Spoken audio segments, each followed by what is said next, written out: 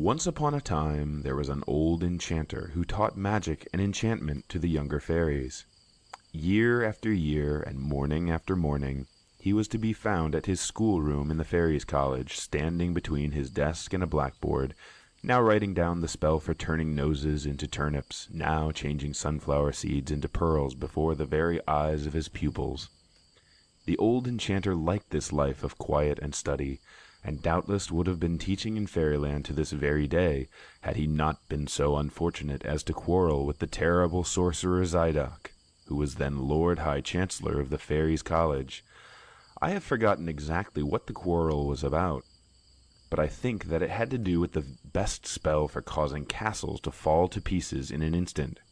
At any rate, Zidoc, who considered himself quite the most wonderful enchanter in Fairyland, was furious at being opposed, and told the old enchanter very angrily that he was not to have his classes any more and must leave the college at once. So the poor old gentleman picked up his magic books, put his enchanter's wand into its silver case, and went to the country one pleasant day in search of a house. Thanks to the advice of a friendly chimney swift, it did not take him long to find one. The dwelling was the property of the fairy Jocapa. It stood just off the high road, close by a lane of great oaks whose shiny fringed leaves glistened in the hot noonday sun. It had a high roof with sides steep as mountain slopes, and one great chimney, and its second story thrust itself out over the first in the old-fashioned way. Green fields, little hills, and pleasant meadows in which red and white cows were grazing lay behind the dwelling. Seeing the front door wide open, the enchanter walked in. It was very quiet. Only the far-away clingle-clangle of a cowbell could be heard. "Here I shall live," said the enchanter, and he brought his possessions to the house. Now, one autumnal morning, when a blue haze hung over the lonely fields from which the reapers had departed, and the golden leaves were wet underfoot, the old enchanter went for a walk down the lane, and finding the day agreeable, kept on until he found himself in the woods. Arriving at the crest of a little hill in the woodland, he saw below him, almost at the foot of the slope, a countryman with a white puppy and a black kitten following at his heels. The little dog barked merrily out of pure high spirits, whilst the kitten leaped and struck with its tiny paws at the passing white butterflies. As the old enchanter approached the countryman, he happened to hear him say to the animals, "Alas, my poor innocents, what a pity that I should have to abandon you." "What's that?" said the enchanter, halting the countryman. "You intend to abandon these helpless creatures?" "Alas, I must," replied the countryman, pulling a large blue bandana handkerchief from his pocket and applying it to the corners of his eyes. "We are too poor to be able to feed them, and my children love them so well that I cannot find it in my heart to do them harm. I am taking them into these woods to abandon them, in the hope that, like the wild animals, they will soon learn to shift for themselves." "Give them to me," said the old enchanter. "I will bring them up." The countryman nodded his head. "As for you, here is a golden florin. May it bring you better fortune." Thus did the white puppy and black kitten change hands. Once he had led the animals safely home, the enchanter resolved to make them the most wonderful animals that had ever been seen in the whole wide world, whether in Fairyland or out of it. Being an enchanter, he could, of course, do this more easily than other people. So he taught the cat and the dog all the known languages, then history, arithmetic, dancing, social deportment, and a variety of the best magic and spells. The cat, as was to be expected, was particularly good on anything that had cat in it. He once catalogued all the principal catastrophes, while the dog, although a good student, had a fancy for writing doggerel. Many and many a time, when the enchanter and his wonderful animals were seated in their armchairs round a blazing fire, talking exactly as any three good friends might talk, a nose would flatten itself against the panes, and the three companions would see, looking in at them, some stranger whose curiosity had got the better of his manners. The dog, I may say, had grown up to be a fine fellow of the short-haired white bull terrier family. The cat had grown to be as aristocratic as a panther. When their education was complete, the animals came to their teacher and begged him to let them go away and see the world.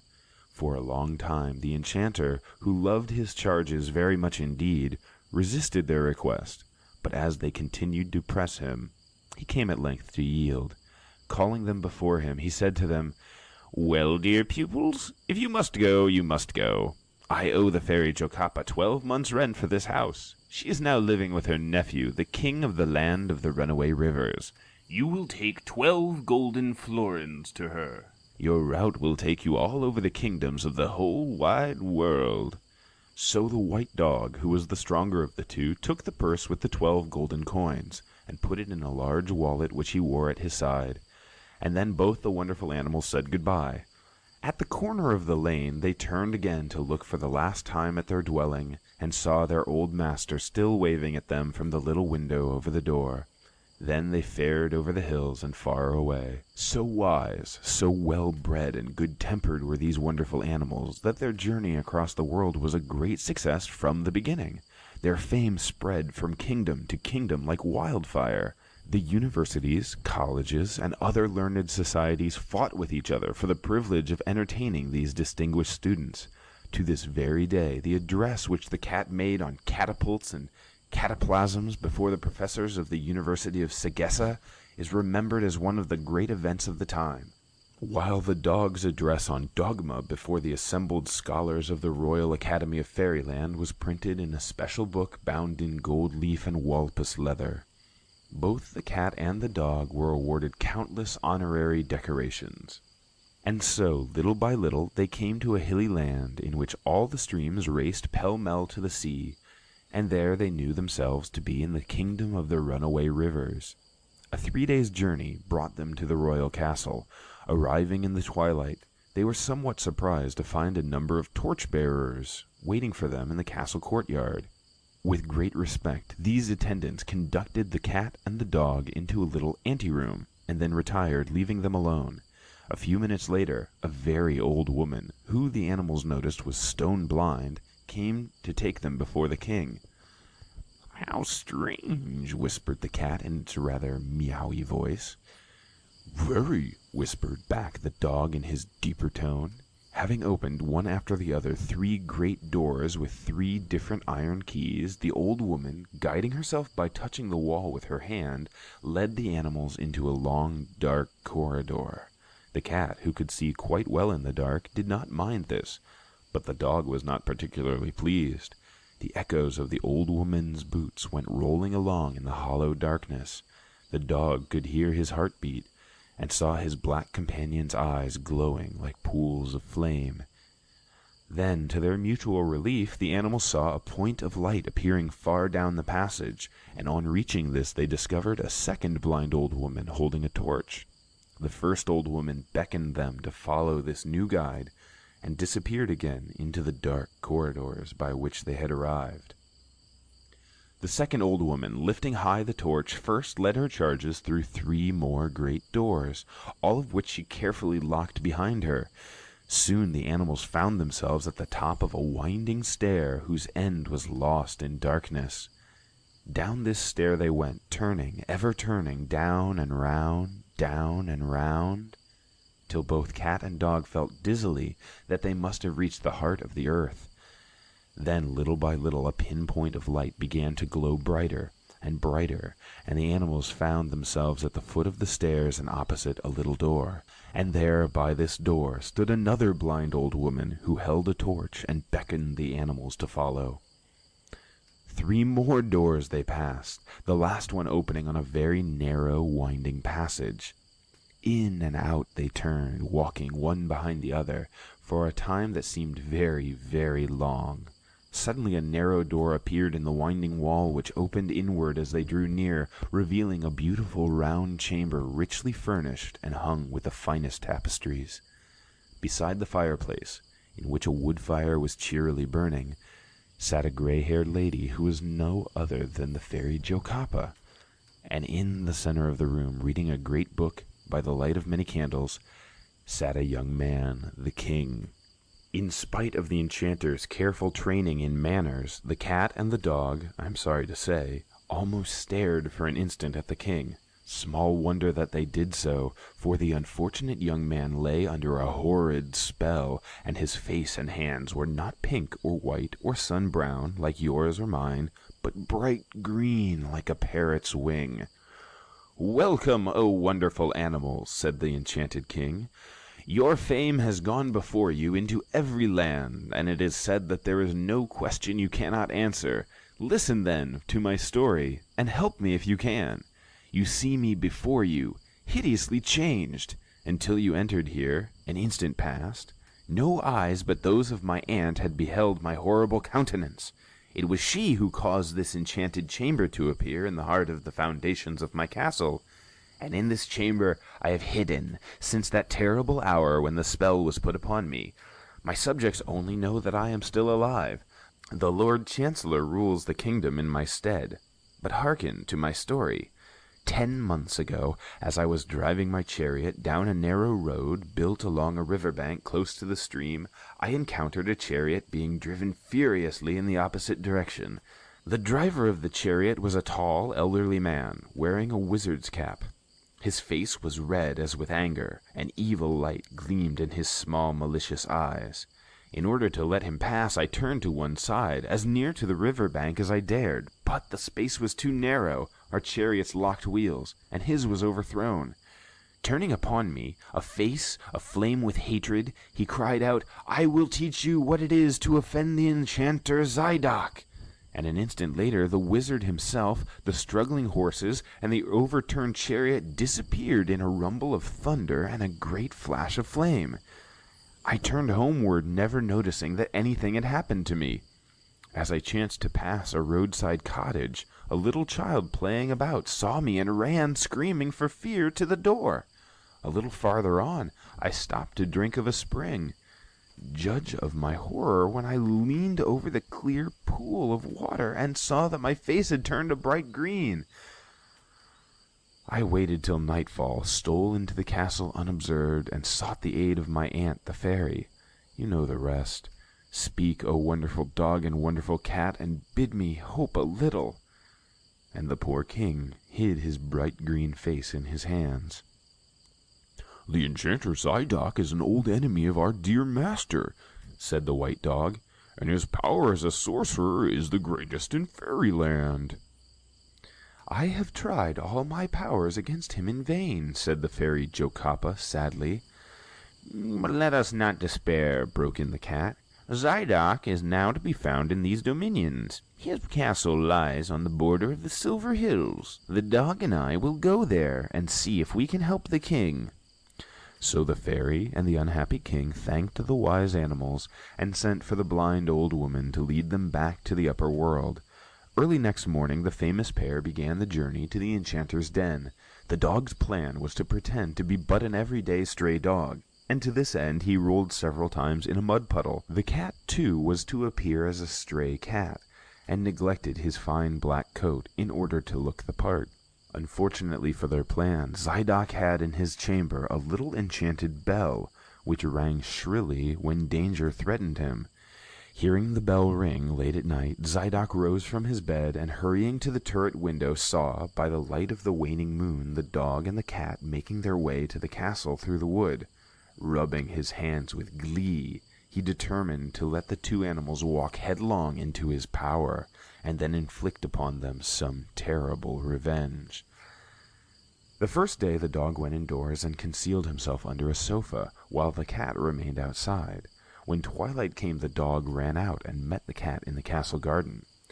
"Did you discover anything?" asked the cat. "Nothing whatever," replied the dog. "I will try tomorrow," said the cat. And so, when the morning came, the dog remained outside, while the cat concealed himself behind a curtain. When the twilight came, the animals met again. "Did you discover anything?" asked the dog. "Very little," replied the cat. "The sorcerer Serponel is coming tomorrow to pay Zidoc a visit. One of us must hide in the room in which they will talk, for perhaps we may learn something which may help us to lift the spell from the king." "Tomorrow it is my turn," said the dog. And so the next morning he stole into the house and hid beneath the sofa. Now Zidoc knew very well where the dog had concealed himself. Moreover, he had summoned the powerful Serponel to his aid in order that the dog and the cat should have no opportunity to escape. When Serponel arrived, both the wicked enchanters went into the room in which the dog lay concealed. First, Zidoc locked the only door with a great key, and then he said to Serponel, "Brother, someone tells me that there is an enemy hidden under the sofa." "Yes, brother," replied the dreadful Serponel, "and something tells me that it is time to let him feel your staff." Now Zidoc had an enchanted staff, whose blows were mortal, and knowing this, the poor dog, who was trapped between the wall and the two sorcerers, grew cold with fear to the tip of his white tail. Just as he was about to make a bolt into the open, Zidoc dragged the sofa swiftly aside and aimed a terrible blow at him, which by the greatest good luck just missed its mark. He then ran into the room, pursued by the sorcerers, who, little by little, forced him toward a corner. And now, just as Zidoc, holding the staff uplifted, was about to strike the poor dog with all his force, a black shape with flaming eyes and paws outstretched to scratch leapt through the open window and landed upon Zidoc's back. It was the brave cat, who had heard the fracas from his hiding place below and had clawed his way up the castle wall to help his friend. Valiant puss, forgetting in one instant, I must admit, all its knowledge of languages, catastrophes, history, social deportment, and agriculture, plunged instantly into the fray and gave Zidoc a frightful scratch, which so upset him that it caused him to drop his staff, while the dog, profiting by the confusion and forgetting all about geometry, mathematics, agriculture, and dogma, managed to give Serponel a good bite just above the ankle. The wily Zidoc, however, was not to be so easily thwarted. Uttering a magic word, he caused the room to be filled with darkness, and in the cover of this darkness he transformed himself instantly into a black cat, exactly like the learned cat, while Serponel changed himself into a white dog, exactly like the learned dog. At the same moment he caused the locked door to fly open. "Now," thought he, "I will cause the cat to follow the wrong white dog, and the dog to follow the wrong cat. We shall thus separate the animals, and when we have lured them far away from each other, Serponel and I will resume our true forms, and destroy these meddlesome creatures." When the darkness cleared, the hearts of the true animals fell for fear lest the sorcerer's ruse be successful. But they met the challenge readily, and instead of fleeing, stood their ground, the true dog battling with the false dog, the real cat with the false cat. Never was such a hullabaloo heard in fairyland.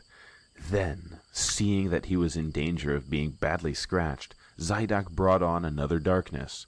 The floor of the castle shook. A noise as of thunder roared and rattled through the room. When the darkness ended, both the enchanters had been separated, and the cats were confused. The real dog was chasing the real cat, thinking that he was following Zidoc, while Serponel, who had been the false white dog, was pursuing Zidoc, who had been the false black cat. Down the stairs, over the terraces and the gardens ran the true dog pursuing the true cat, while indoors, up and down through the rooms and over the furniture raced the false animals. The poor cat, thinking he was being pursued by the wrong dog, grew short of breath, and, hearing the snapping at his heels, ran up a convenient tree. Hardly had he reached a point above the dog's jaws when a voice said, "Why, my pupils, what a way to behave! Stop your quarreling this instant!" The animals turned to look, and saw their master, the old enchanter. He had been worried by their long absence, and had gone forth to look for them. Thus, at the same moment that the poor dog saw that he had been pursuing his friend, the cat saw that he had been escaping from his comrade. Suddenly a noise from the castle arrested their attention, and on looking up, all saw, through the windows, the false dog pursuing the false cat down the hall of state. Now, if you remember the first part of this story, you will recall that Zidoc quarreled with the old enchanter over the right spell for destroying castles. A triumphant smile shone on the lips of the old teacher. He stretched forth his hand toward the castle and uttered a magic word. There was a roar as of 20,000 cataracts, and in the twinkling of an eye the castle collapsed in a cloud of dust, burying the two wicked magicians in its ruins. "There, I told him so," said the old enchanter. When the dog and the cat had recovered from the events of the day, the three friends began their journey back to the palace of the enchanted king. He came to the castle gate to meet them, for Zidoc's overthrow had broken the spell which had so oddly disfigured him. Through the open doors a splendid banquet could be seen waiting, and the sound of music was heard. So the old enchanter gave his arm to the fairy Jocapa, the prince gave his to the white dog, and the cat followed all by himself. Then came the host of rejoicing courtiers. When the festival was over, the enchanter and the wonderful animals went back loaded with royal gifts to their own little house, and lived happily there to a good old age.